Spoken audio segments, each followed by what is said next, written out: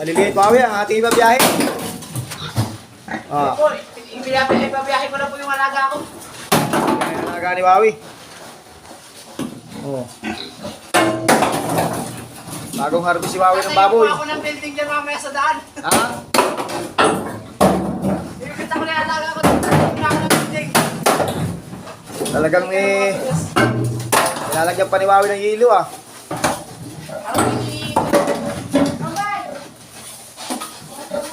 Ayan.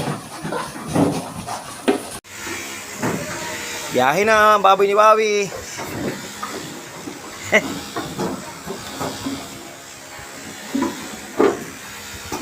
Maliliit pa ang baboy ni Wawi. Oh. Driver po natin si Kunyo. Meron po tayong pasahirong babae rin sa ano. Nakisakay lang. Matapang pa.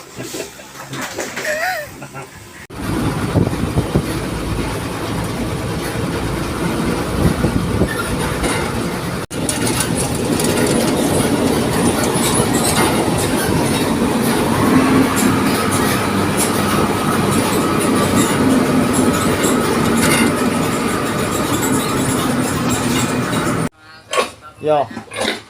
Yakpat si Wawi oh. Ito na oh, bababa na ang kanyang mga baboy. Oh. Ito na oh, si Wawi oh. Wawi, bukasit. Alam mo, mapagawa mo na talaga tulong yung bahay mo.